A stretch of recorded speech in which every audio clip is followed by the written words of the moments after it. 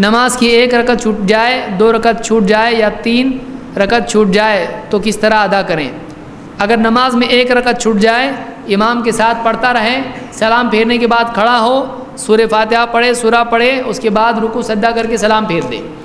2 رکعت چھوٹ جائیں تو یہ اتحیات میں شریک ہوا تھا یا اس کے پہلے، اور 2 رکعت چھوٹنے کے بعد جب امام کے ساتھ سلام پھیرے گا تو اس کی 2 ہو گئی، کھڑا ہو کے 2 پڑھے جیسی نارملی 2 پڑھتا ہے اور سلام پھیر دے۔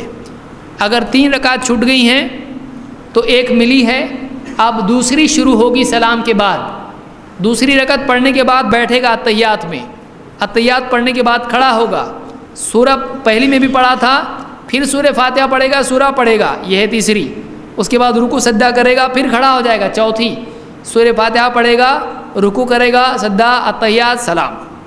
پھر سے سنیے، 4 رکعت اگر پڑھنا ہے اور امام کے ساتھ 3 ملی، 3 نہیں ملی، 1 ملی، تو کیا کتنی ملی ہے؟ 1۔ اب کون سی رکعت شروع ہوگی سلام کے بعد؟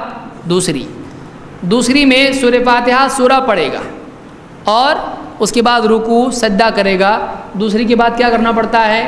اتحیات پڑھے گا، اتحیات سے کھڑا ہو جائے گا۔ اس کی سورہ فاتحہ کے بعد کتنی صورتوں میں سورت پڑھا اس نے؟ 1 ہی بار، اب 1 بچی ہے، تیسری میں وہ سورت پڑھے گا، پھر سورہ فاتحہ سورت پڑھنے کے بعد رکوع کرے گا، سجدہ کرے گا۔ کتنی رکعتیں ہوئیں؟ 3، 1 باقی ہے اس کی، یعنی 4 والی میں 1 باقی ہے، پھر کھڑا ہو جائے گا۔ 2 بار تو صورتیں پڑھ چکا ہے، واپس اس صورت پڑھنے کی ضرورت ہے نہیں، اب صرف سورہ فاتحہ پڑھے گا، رکوع سجدہ اتحیات سلام، ختم ہوگی نماز اس کی۔